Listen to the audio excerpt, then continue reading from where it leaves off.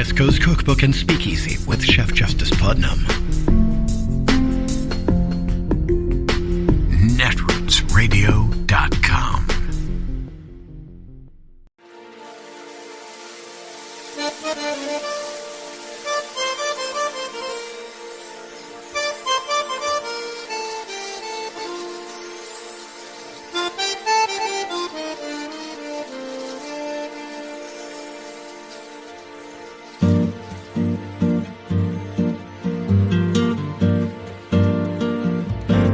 Je voudrais du soleil vert, des dentelles et des théières, des photos de bord de mer, dans mon jardin d'hiver.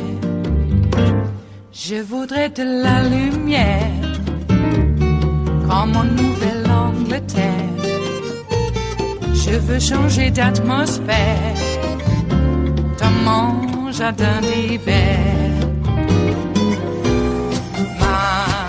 Ma fleur, sous la pluie de novembre, tes mains qui courent, je n'en peux plus de t'attendre.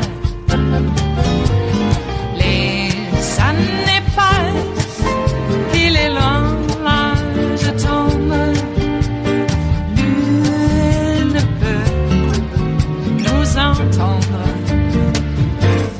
Je voudrais du Fred Astaire, revoir un latte. But we begin tonight with a manhunt for a man named Christopher Worrell. He is a Florida Proud Boy convicted of 7 felony counts for his actions on January 6th, including physically attacking police officers and pepper spraying them. He was set to be sentenced last Friday and was likely going to face several years in prison, but he never showed up. And now no one knows where he is. And the thing that is actually mind-blowing is that despite committing violent acts against police, Worrell could go missing at all. But he could because he was allowed to leave jail and be under house arrest in Florida since November of 2021, after he claimed that he was not getting proper medical treatment for his non-Hodgkin's lymphoma while in jail. So they let him await his sentencing at home instead. Do you think that would happen to you if you were convicted of assaulting a cop, let alone a bunch of them? And one would like to believe that Christopher Worrell is unique among the MAGA faithful, getting that kind of preferential treatment, right? But sadly, no, he's not. Think about this. While more than 1,000 people have been charged for their part in the January 6th insurrection, few were actually arrested on that day. Nearly all of them were free to go back to their hotels, calmly pack their luggage after breaching the Capitol and committing violent assaults, and just go home. These are people who live streamed their crimes. They beat up police officers. Some even defecated in the halls of Congress. And yet, only a handful were put in the back of a police cruiser that day.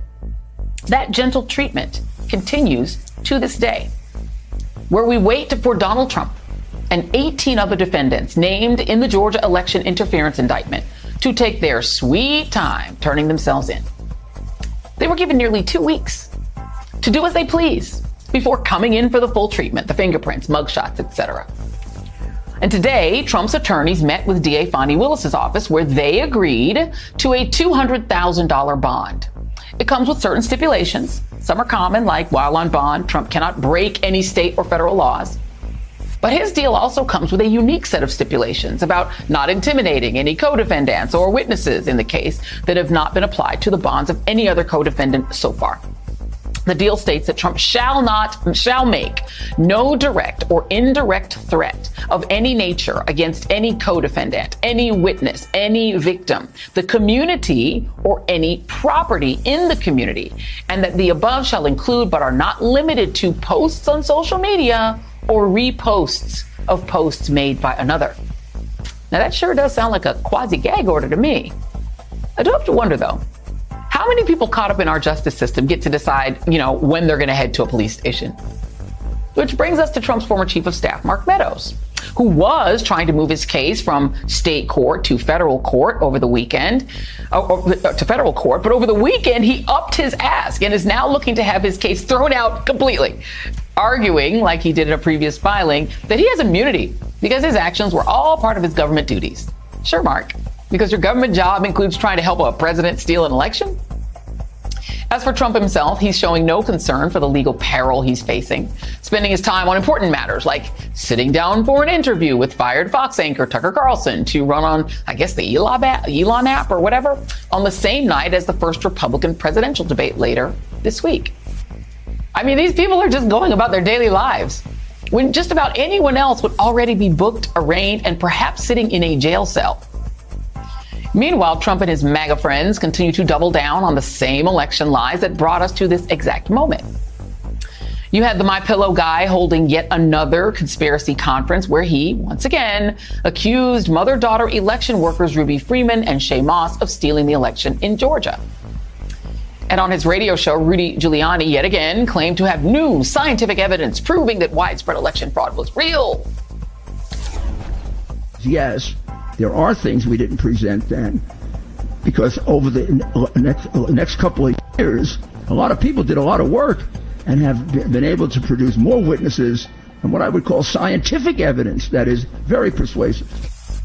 Ooh, I cannot wait to hear what that scientific evidence is. And then, of course, Trump himself continues to spew the same lies about the 2020 election, mostly in an attempt to swindle his supporters out of their money to pay his legal bills.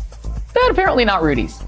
Joining me now is Melissa Murray, NYU law professor and MSNBC legal analyst, and Tim Miller, writer-at-large for The Bulwark and an MSNBC political analyst. Thank you all both for being here. Melissa, I will start with you, and let's talk about this bond situation. I'm going to put them up, the ones we know about so far. Trump's is $200K, John Eastman, $100,000, the Cheese, Kenneth Cheeseborough, $100,000, Ray Smith, who is a Trump campaign attorney, is $50,000. Is it normal for people to be able to negotiate behind closed doors their bond? I think it's pretty unusual, although this may differ from jurisdiction to jurisdiction. But in most cases, again, the rank and file criminal defendant is probably not in a great position to negotiate with the prosecutors about the terms and scope of his or her bond. So again, these are high profile defendants. The nature of the case against them is going to be watched by the American public. And it stands to reason that there are particular bond concerns that may not come into play in other cases. But again, this does seem pretty unusual.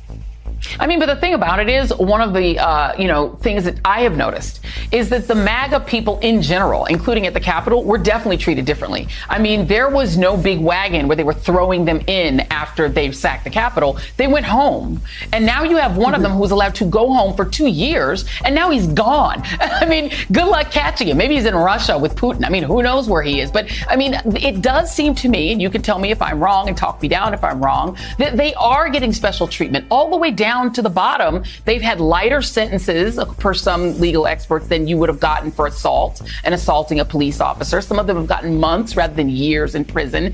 In general, I feel like they have been treated from the bottom guy all the way to Trump very, very differently than a normal person would. Well, I think just generally what we saw on January 6th is not the kind of thing you would ordinarily see in some run-of-the-mill melee that might happen in any other part of the United States. As you referred to in the opening bit, there was gentle treatment of all of those individuals. As we've seen, as more and more of those cases have been processed through the justice system, many of those defendants have actually gotten sentenced. And again, I'm thinking specifically of the Proud Boys litigation with Stuart Rhodes. I mean, he got a very significant sentence. So yes, there has been some evenness here, but I think there's also been some real push to make sure that individuals are held accountable, and that they were held accountable recognizing the gravity of the circumstances that they participated in. I know the government is looking for 30 years for Enrique Tarrio.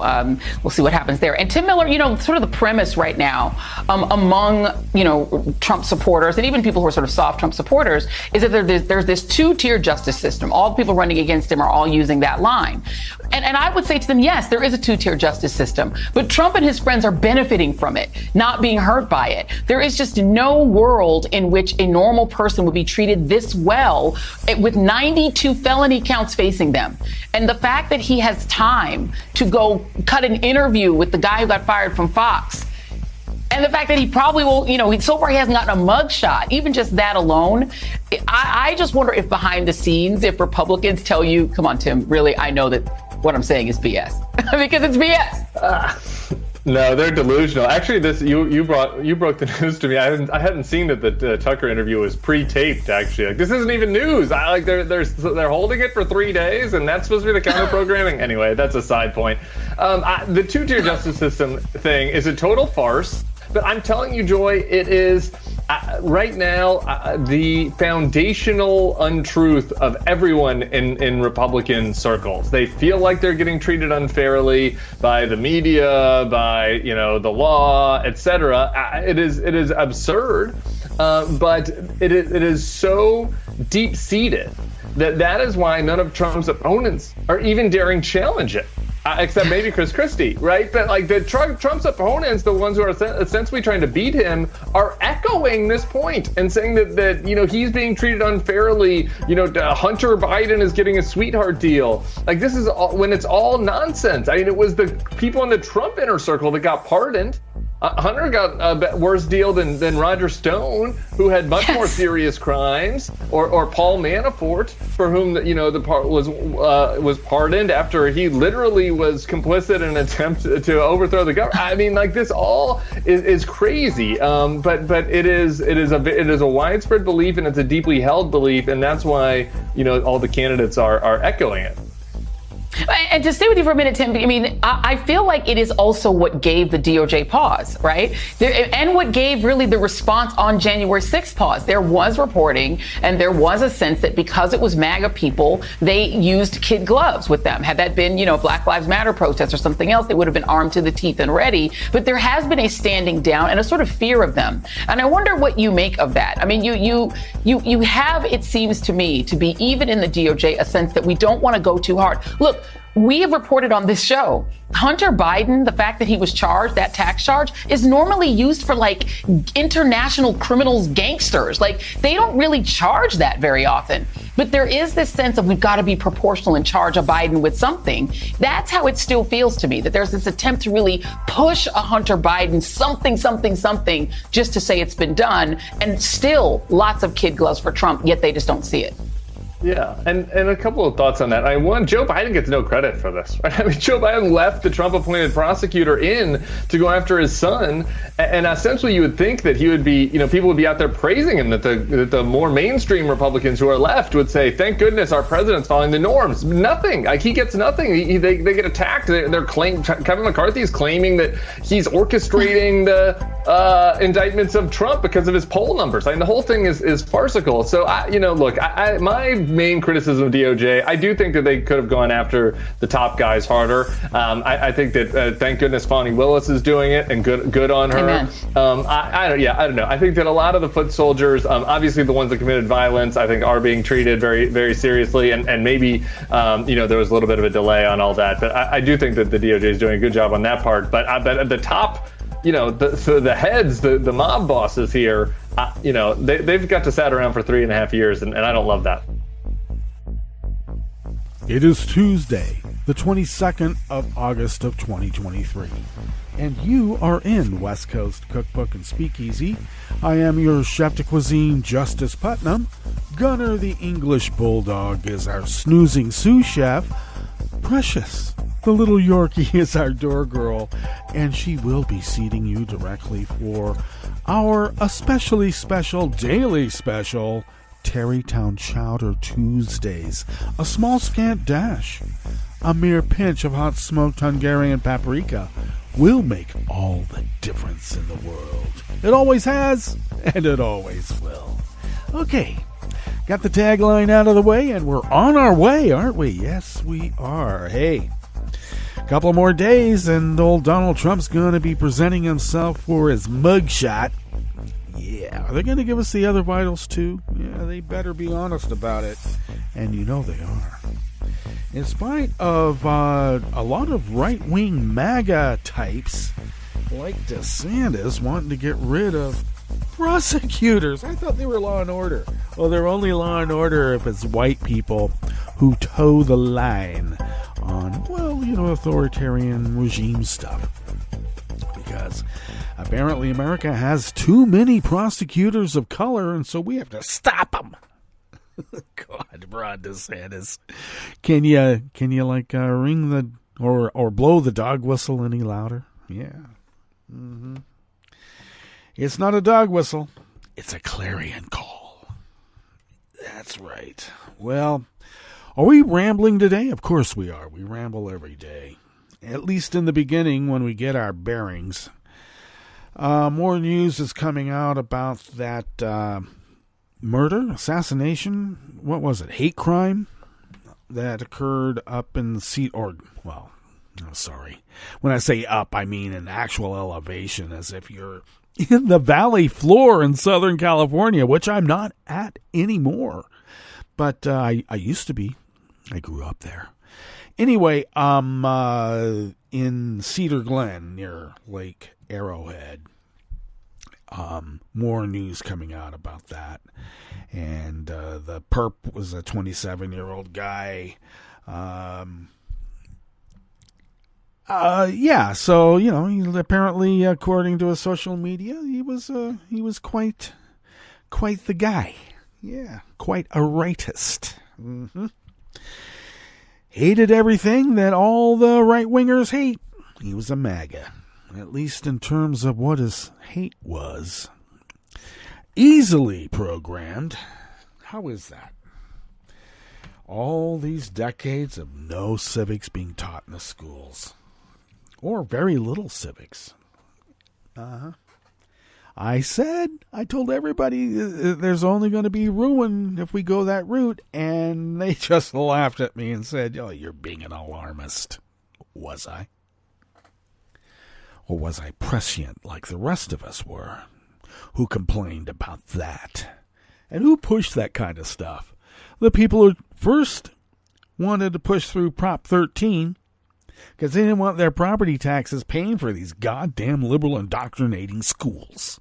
And now look what's happened. Yeah. You got PragerU. Prager, the guy who was swift-boating John Kerry. That guy. Dennis Prager. Give me a break. Now he gets to indoctrinate kids. Mm-hmm. Now I would maintain that when you would get an education, what we would call a liberal education, that doesn't mean a liberal political ideology. I'm just saying. It just means an expansive education where you draw upon a lot of different disciplines. Now, apparently that was, not a good thing. At least not in Florida, Georgia, elsewhere. Yeah, even Arkansas, boy, you got a Huckabee down there saying if you don't teach our racist lesson plan, you will be put in jail. Can you believe that BS? Now, I'm not giving you BS. That's the truth. Sarah Huckabee Sanders wants to throw teachers in jail if they don't push a racist, Southern-centered or Southern-centric view of the past. Because some white kids might get upset. I mean, already we're having parents, and I'm going to put quotations around parents, because I'm not so sure they're actual parents. And if they are, who gives an F? Complaining because a teacher had a poster in her room of different colors of hands, holding hands, because that would upset her child. I think it upsets her, and so therefore it will upset her child. Wait till she sees the Norman Rockwell painting of, the faces of the world. Wait till she sees that. Oh, boy. Yeah, talk about liberal indoctrination. That is considered indoctrination. But what the Nazis are doing? Oh, no, that's just straight up the facts. It is an assault on truth, and are we going to keep letting it happen? I made a joke during the hurricane or actually while the hurricane was making its way into Southern California, ever so slowly at about 37 miles per hour. That I wonder when the first buses of asylum seekers from Texas and Florida are going to show up in Los Angeles. And Abbott sent a busload that landed yesterday in the midst of what they were experiencing, an unprecedented hurricane in Southern California. And he knew it was going to hit Southern California when he put those asylum seekers on the bus.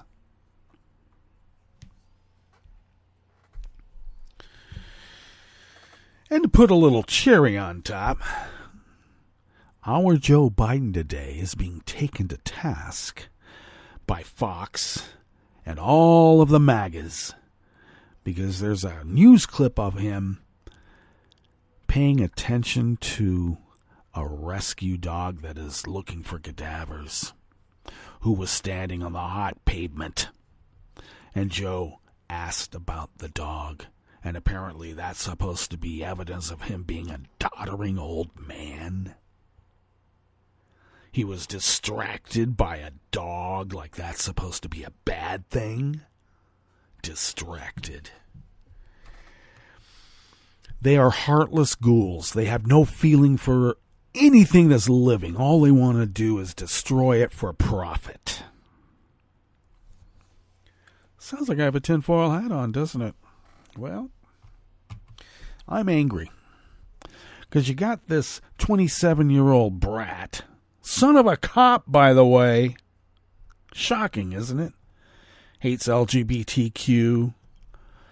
Now, he is part Japanese, but that doesn't preclude anybody from being an idiot just because they're part of another country or, quote, race. And I'll just put it out there. Japanese culture tends to skew towards the militaristic, shall we say. How else do you get a Mishima? And I don't mean to say that Mishima is, well, good writer. Okay, let's be clear. But he was a Looney Tune militarist who committed seppuku because I don't know why. He wanted to turn Japan back into the code, the samurai code. Get rid of the commies. Yeah, they played up all that BS too. So I'm just saying. Because the right wing's saying, oh, but look, he was like biracial. Was he? So what? He's a murderous bigot, homophobe, transphobe, xenophobe, etc., etc., etc. And he got a gun, and he killed a woman because... And this was not the first time either. They'd been tearing down the rainbow flag because apparently it's some sort of, like, talisman for them. Sets them off. We had a similar situation here in Rogue River. That could have gone badly, too. Some numbnuts comes onto somebody's property and wants to know why they're flying a rainbow flag on their property in a town that had an actual fuck Biden flag flying across from the elementary school for years. Couldn't get the guy to take it down.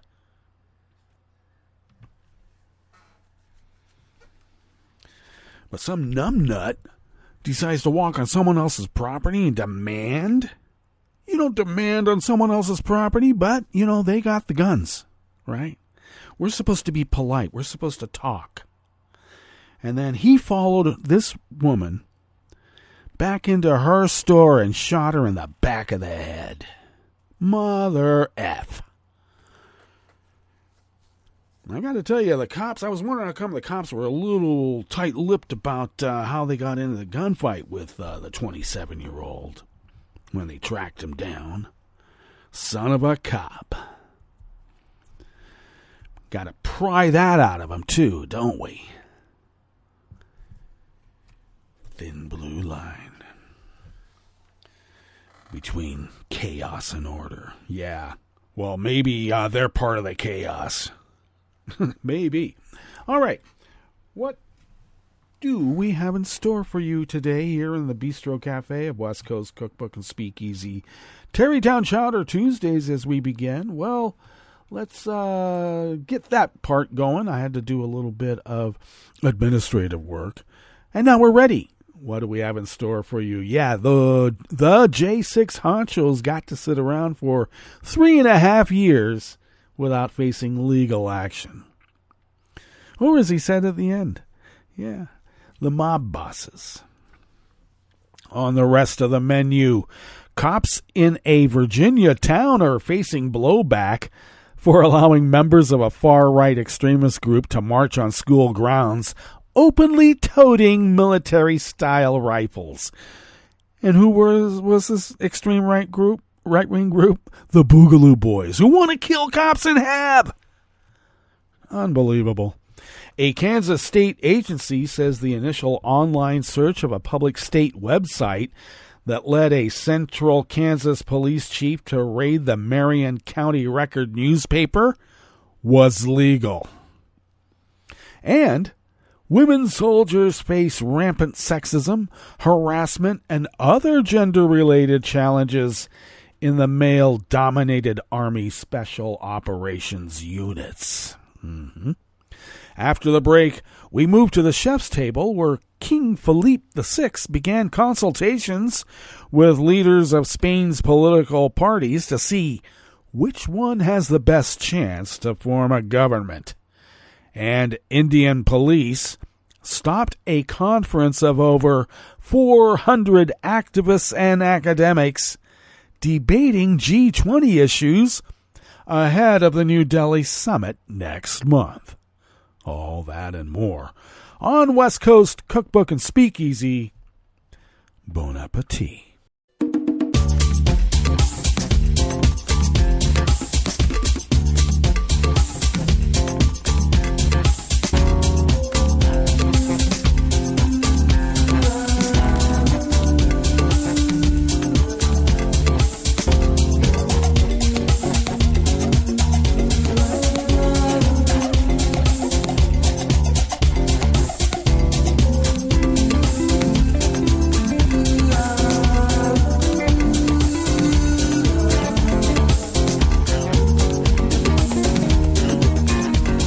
Near the bottom of our homepage at netrootsradio.com, to the right of the page, is the chat room link monitored by Kelly Lincoln. Thank you, Kelly.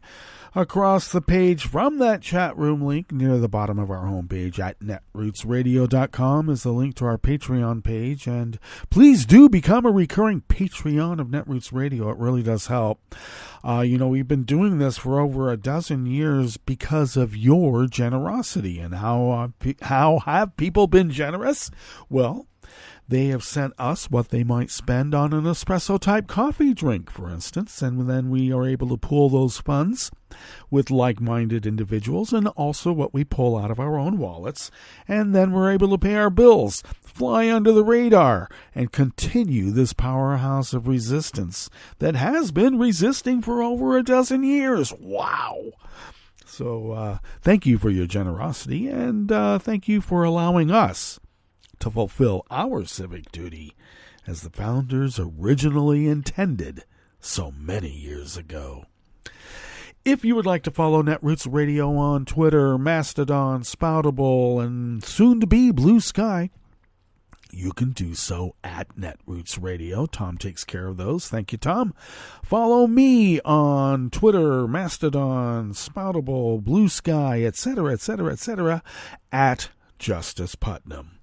I post the show notes and links diary on Daily Co's 10 minutes before showtime, and you can access that Daily Co's diary and all those diaries by going to my social media feeds, because the links are right there, and then you can read the actual articles. Yeah.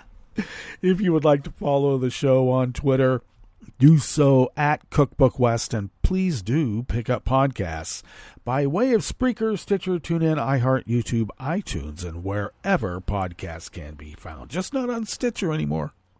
Find them on Spreaker, just not Stitcher. All right, this first offering here, we got through it, is by Justin Rohrlich From the Daily Beast. Gloucester, Virginia utility worker Patrick Millen describes himself as a pro-Second Amendment all the way every day. The 56-year-old lifelong resident considers himself a responsible gun owner and doesn't think his constitutional right to bear arms should be infringed upon in any way. At the same time, Millen told the Daily Beast yesterday, Monday, everybody knows you ain't supposed to have guns on school property. On Saturday evening, a small group of men in camouflage showed up at the Thomas Calhoun Walker Education Center, toting military-style rifles. Their leader, Mike Dunn, has been long affiliated with the Boogaloo Boys, a loosely organized anti-government extremist group aiming to foment a second civil war. And they've done it by killing cops, by the way. And there are people in jail for doing that right now. Back to the article. He told reporters that he and his armed crew were there to publicly decry the felony charges laid against 4 associates who showed up to a Gloucester school board meeting at the same location on July 11th carrying concealed handguns. We will protest on August 19th and try to force them to perform arrests, Dunn announced on social media. The crew of about 5 showed up to demonstrate with weapons on school premises, contravening established regulations, according to a statement yesterday, Monday, from the Gloucester School Board.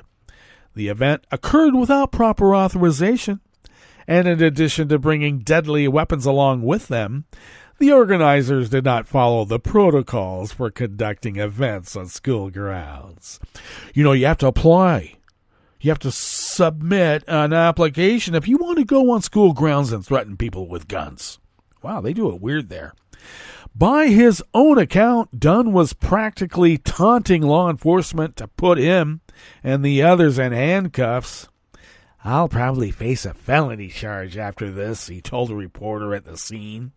But while police immediately arrested those who carried pistols into the school board meeting last month, law enforcement wasn't on hand at all during Saturday's protest.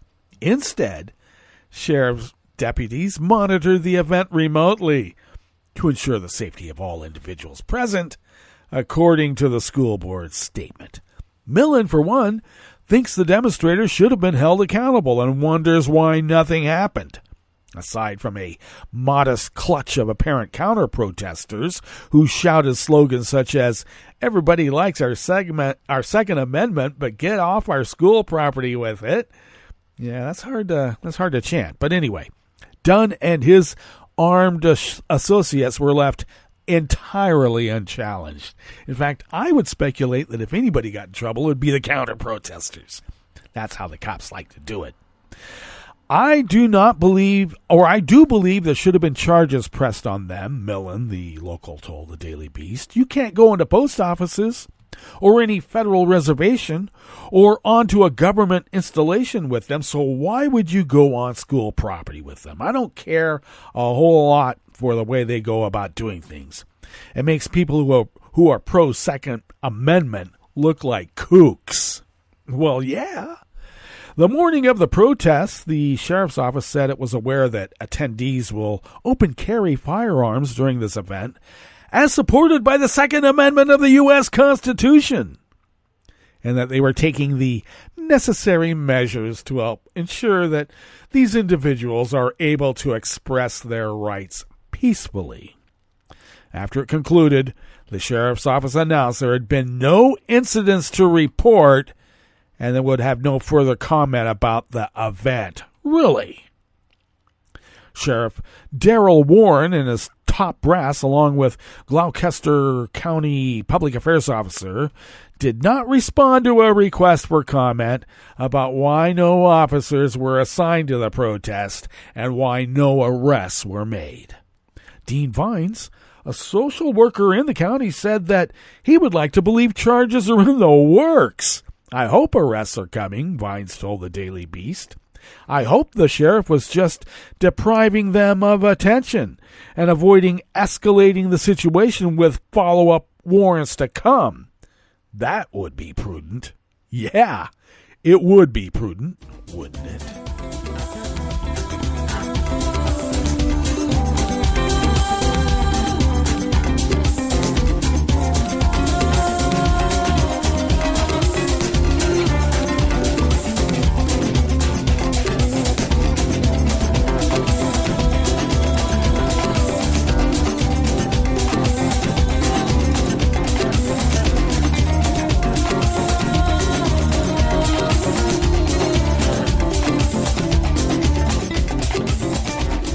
John Hanna of the Associated Press brings us this next offering here in the Bistro Cafe of West Coast Cookbook and Speakeasy, Tarrytown Chowder Tuesdays. The initial online search of a state website that led a central Kansas police chief to raid a local weekly newspaper was legal, a spokesperson for the agency that maintains the site said yesterday, Monday, as newly released video showed the publisher's 98-year-old mother protesting a search of their home. The raids on the Marion County Record and the publisher's home happened earlier this month after a local restaurant owner accused the newspaper of illegally accessing information about her. A prosecutor said later that there was insufficient evidence to justify the raids, and the seized computers and cell phones have been returned. But video released by the newspaper yesterday, Monday, shows just how upsetting the raid was to the mother of publisher Eric Meyer. The woman died the next day. "Get out of my house. I don't want you in my house," Joan Meyer shouted at the 6 officers who were in the home she shared with her son. The surveillance video shows Meyer using a walker and dressed in slippers and a long robe or gown as she approaches the officers, swearing at them and demanding to know what they are doing. She yells, "Don't you touch any of that stuff." The raid on the Record put it and its hometown of about 1,900 residents in the center of a debate about press freedoms protected by the First Amendment to the U.S. Constitution and Kansas's Bill of Rights. It also exposed divisions in the town over local politics and the newspaper's coverage of the community and put an intense spotlight on Police Chief Gideon Cody, who led the August 11 raids months after the newspaper had asked questions about his background.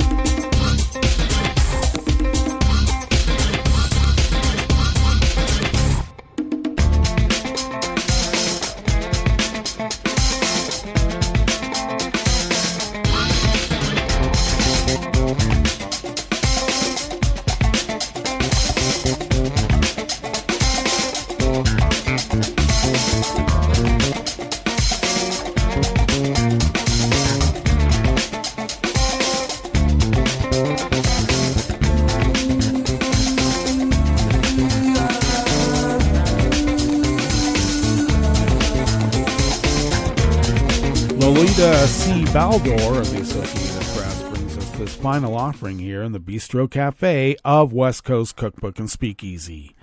Female soldiers face rampant sexism, harassment, and other gender-related challenges in male-dominated Army Special Operations units, according to a report released yesterday, Monday, 8 years after the Pentagon opened all combat jobs to women. U.S. Army Special Operations Command, in a lengthy study, reported a wide range of overtly sexist comments from male soldiers, including a broad aversion to females serving in commando units. The comments said, are not outliers but represent a common sentiment that women don't belong on special operations teams. The idea that women are equally as physically, mentally, and emotionally capable to perform majority of jobs is quite frankly ridiculous, said one male commenter. Others said they'd quit before serving on a team with a female. Well, good, go away. And that serving in such a situation would create problems and jealousy among their wives. Well, what about jealousy among their ladies' husbands, huh? The blunt and sometimes crass comments ring familiar to many who have watched the difficult transition as women moved into the military's frontline combat jobs, and they paint a disturbing, challenging picture for leaders. The exhaustive report surveyed more than 5,000 people assigned to Army Special Operation Forces units, including 837 female troops, 3,238 male troops, and the rest defense civilians. It revealed that the vast majority of the negative attitudes toward women serving in special operations, unfortunately, did come from senior non-commissioned officers. So it does seem to indicate that it is generational. Well, we ought to start reteaching them, shouldn't we? Okay. That brings us to our break, and when we get back from that break, we will go through weather from around the world, and we will finish up with the stories that we have curated for you today. You are listening to West Coast Cookbook and Speakeasy, and we will be right back. You are listening to netrootsradio.com. Please hang up and try again.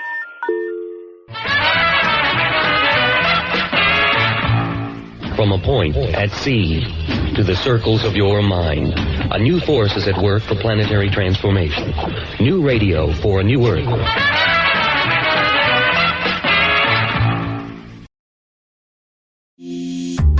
This program is presented by the Centers for Disease Control and Prevention. Hey, kids and parents, it's back to school time. As you shop for school supplies and get ready for class, make sure you have emergency plans in place. Did you know that emergency preparedness plays a major role in school life? Throughout the year, schools actively prepare for natural disasters, outbreaks, and other emergency situations. Students and parents need to be aware and learn what to do during an emergency. Every family should build an emergency kit, make a family disaster plan, and be informed about events that could affect their community. Parents, take a few extra steps to help children be prepared. Make sure they know the full name, address, and phone numbers of parents or guardians. In our high-tech world of cell phones, memorizing emergency phone numbers is very important. Include a copy of this information in their backpack. Other items to keep in their backpack include water and non-perishable snacks, a pocket-sized first aid kit, a whistle to alert others for help, and a list of allergies, medical conditions, and medications. Make sure their school and teacher have a copy, too. Be familiar with different routes and ways to travel home, like walking, taking the bus, or riding home with another student who lives nearby. Establish a secret code word with your child and whoever takes them home from school to protect against an unauthorized person picking them up. This list is a great starting point to prepare your student for the upcoming school year. Customize these steps to fit your child's capabilities and needs. Ask school administrators and teachers about emergency preparedness plans so you know what steps they are taking to keep your child safe. Many schools have guidelines on how to shelter in place during natural disasters, how to secure classrooms during an emergency lockdown, and how to teach preparedness curriculum to students. Remember, emergency preparedness is important for everyone. Children who are prepared are more confident during stressful emergency situations. By following preparedness guidelines, parents, children, and school staff can improve their safety and peace of mind. For more information on school emergency preparedness, visit cdc.gov/children/schools. To learn more about disasters and emergency preparedness, follow @CDC Emergency on Twitter or visit emergency.cdc.gov. So, let's get prepared. Have a great school year. For the most accurate health information, visit www.cdc.gov or call 1-800-CDC-INFO. I was in the middle of the Atlantic Ocean when it happened. There was a sudden jolt and our submarine crashed on the seafloor. We were in total darkness. That's Dr. Dejana Figueroa, a marine biologist and STEM teacher, talking about a deep sea dive she'll never forget. It's funny, when I was a kid, I was afraid of the ocean. And there I was, 2 miles below the surface. But as a scientist, you prepare for that. Using our training and a little creativity, we fixed the sub and finished our experiments. The dive was just too important. Every dive gives us glimpses at things few people ever get to see. Glowing creatures, fiery undersea volcanoes. When we got back to the surface, I kissed the ground and called my mom, of course. But you know what? I wouldn't trade that dive for anything. Dr. Figueroa uses her passion for STEM to discover new things and make the world a better place. She can STEM, so can you. Check out She Can STEM for more stories and inspiration. A message from the Ad Council. Hi, it's Tom. Could we humbly suggest your donation to netrootsradio.com? All we've got to run this 24-hour powerhouse of progressive resistance radio is what comes out of our own wallets. And you are our biggest donor. And it doesn't take much, $3, $5. Just go to the bottom of our netrootsradio.com page and hit our secure donate button. Heck, you can even make a recurring contribution. So donate what you'd like at the bottom of our netrootsradio.com's homepage. Because you are our biggest donor. netrootsradio.com. Together, we are Resistance Radio.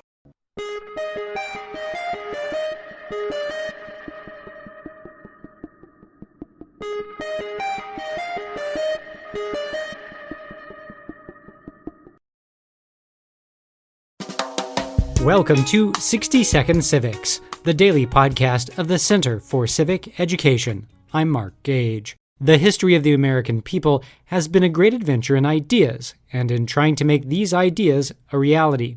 These ideas include the concepts that all people are created equal and have certain unalienable rights, including the rights to life, liberty, and the pursuit of happiness. The founders, such as George Washington, Thomas Jefferson, and John Adams, were heirs to the philosophical and historical traditions of Western civilization. They were well-read and were familiar with the history, philosophy, and literature of the ancient Greek and Roman worlds, as well as the ideas of their own time, such as those of John Locke. The founders studied English history and law, which is the source of our constitutional traditions. Religion was also an important part of the founders' education. They knew the Bible and its teachings very well. The founders of our country were also revolutionaries. Thomas Jefferson and a committee of 4 other founders wrote the Declaration of Independence, which separated our nation from Great Britain on July 4th, 1776. In creating the new nation, they drew on their experiences under British colonial rule. They used their knowledge and experience when they wrote the Constitution. Over the next few weeks, 60 Second Civics will explore the important philosophical ideas and historical events that influenced the writing of the Constitution and the Bill of Rights. That's all for today's podcast. 60 Second Civics, where civic education only takes a minute.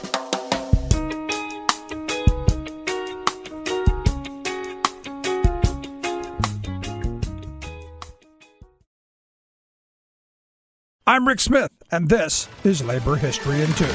On this day in labor history, the year was 1980. That was the day that Joyce Miller became the first woman ever elected to the executive board of the AFL-CIO. In her 2012 obituary, the New York Times described Joyce's commitment to women's rights in the labor movement, writing, "Miss Miller saw union membership, collective bargaining, and labor contracts as the road to equality for working women. And she believed that women should be a part of union management to make sure that attention was paid to issues like equal opportunity, equal pay, parental leave, child care, health insurance, and discrimination in the workplace." Joyce grew up in Chicago, where she earned her master's degree in education from the University of Chicago. She first entered the labor movement as a worker at a gumball factory while attending college. After graduation, she became the education director for the Amalgamated Clothing Workers Union in Pittsburgh. She remained dedicated to union education for rank and file members. Joyce was a founding member of the Coalition of Labor Union Women, or CLU.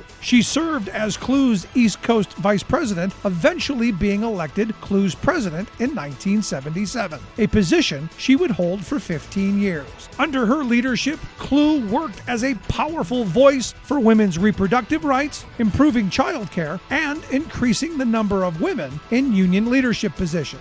In 1993, President Bill Clinton named Joyce Miller the executive director of the Glass Ceiling Commission. The purpose of the commission was to gather testimony about women's experience in the workplace and to draft a report of their findings. Of her career, Joyce said, "I came to the labor movement with stars in my eyes. I saw it as a vehicle for social change, and I never changed my mind." Like what you hear? Check out more at laborhistoryin2.com.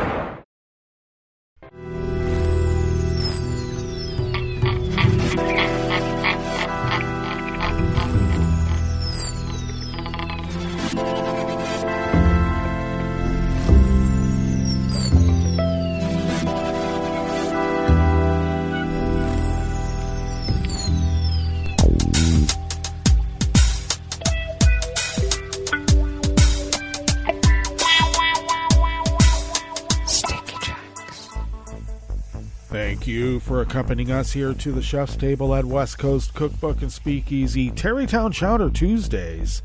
We always begin weather from around the world along the banks of the Rogue River and the Rogue River Valley of southern Oregon, on the west coast of the continental United States of America, where it is currently 58 degrees Fahrenheit.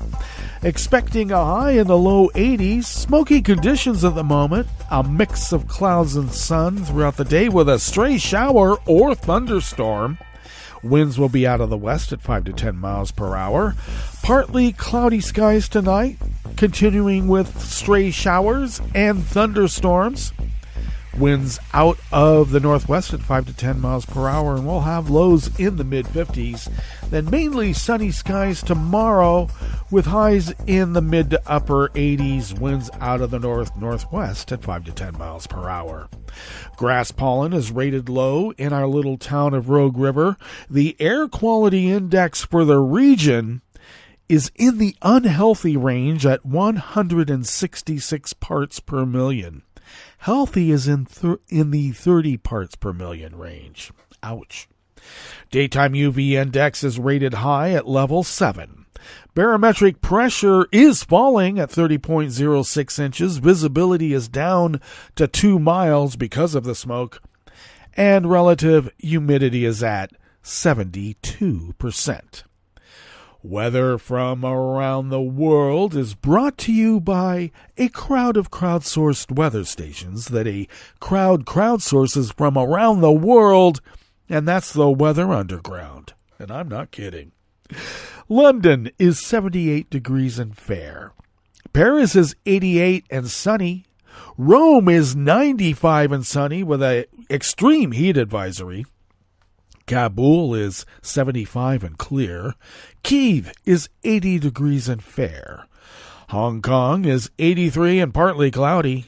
Tokyo is 82 and mostly cloudy. Melbourne, Victoria, Australia is 46 and clear. San Francisco, California is 65 and partly cloudy. Chicago, Illinois is 76 degrees and partly cloudy. And New York, New York is 74 degrees Fahrenheit and fair. And that is weather from around the world, brought to you by a crowd of crowdsourced weather stations that a crowd crowdsources from around the world.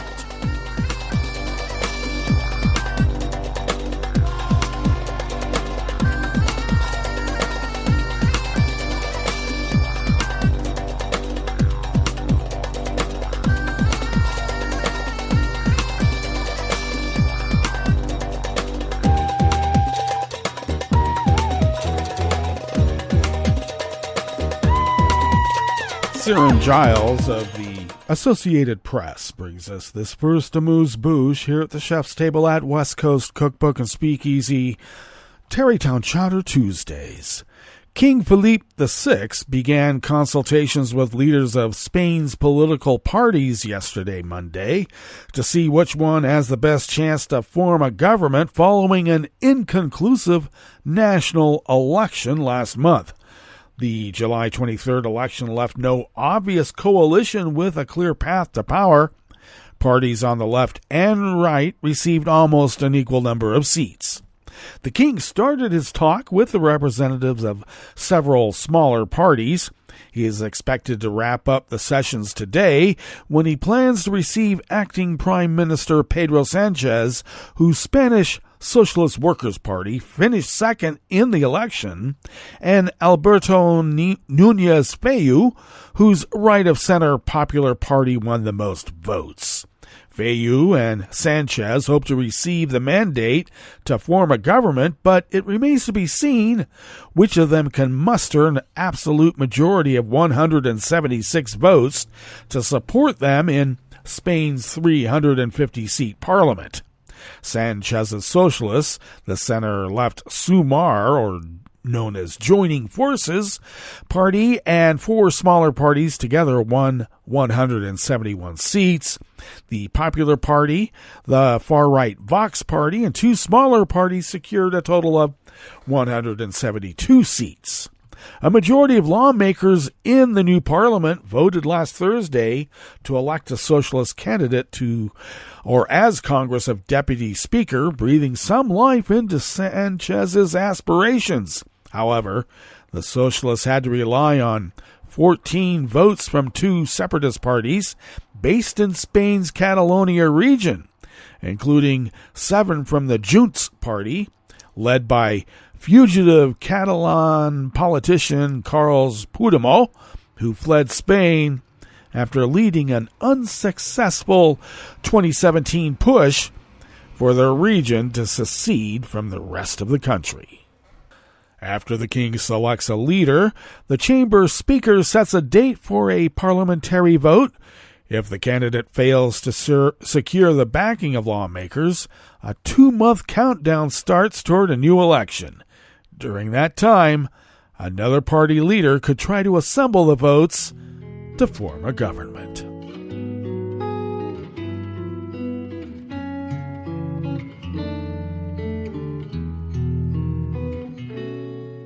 Je te donne, c'est mon amour pour la vie entière.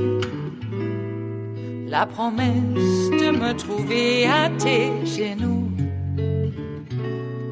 Aussitôt que tu m'appelles, rester toujours fidèle. C'est tout, c'est tout. Je te donne tous mes printemps, mes étés de mer. Mes automnes, quand les feuilles tombent partout. Si ce n'est pas une bonne affaire, je te donne tous mes hivers. Ashok Sharma of the Associated Press brings us this final amuse-bouche here at the chef's table at West Coast Cookbook and Speakeasy. Indian police intervened to stop a meeting of prominent activists, academics, and politicians discussing global issues ahead of a summit of the Group of 20 industrialized and developing nations that will be hosted in New Delhi next month, the meeting's organizers said. Nearly 400 participants have spent 2 days debating the G20 agenda and key issues that affect much of the world's population, including food security, climate change, labor rights, natural resources, and rising inequality. The meeting also featured speakers who were critical of Prime Minister Modi and his government's role in hosting the G20 summit, saying it was using the event to bolster Modi's Hindu nationalist party ahead of a general election next year.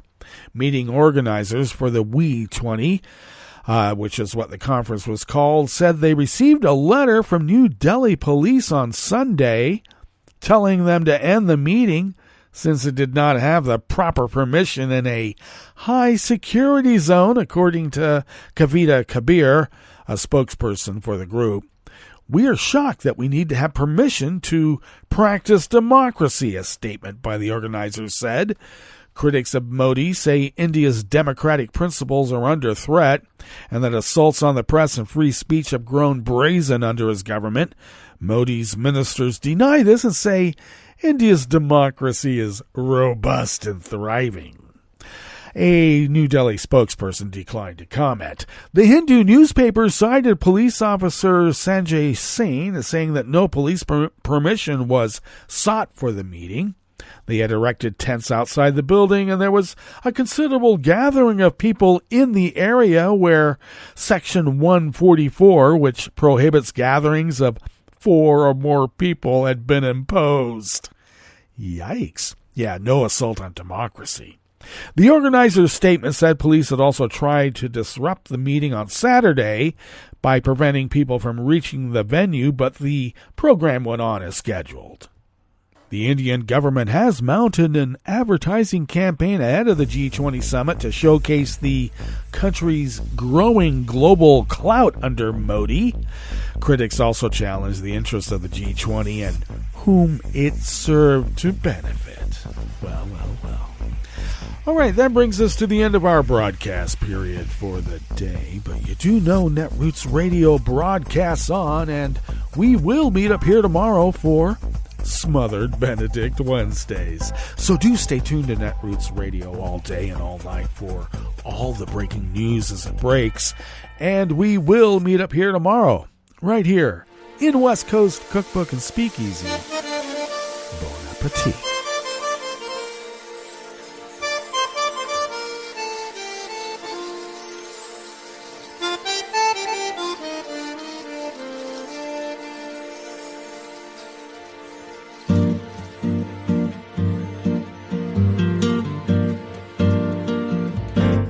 Je voudrais du soleil vert, des dentelles et des théâtres, des photos de bord de mer, dans mon jardin d'hiver. Je voudrais de la lumière, comme en Nouvelle-Angleterre. Je veux changer d'atmosphère, dans mon jardin d'hiver. Robe à fleurs, sous la pluie de novembre, tes mains qui courent, je n'en peux plus de t'attendre. Les années passent, qu'il est loin, là je tombe. Nul ne peut nous entendre. Je voudrais du Fred Astaire, revoir un latte Goël. Je voudrais toujours te plaire, dans mon jardin d'hiver. Je veux déjeuner par terre, comme au long de golfe clair. T'embrasser les yeux ouverts, dans mon jardin d'hiver.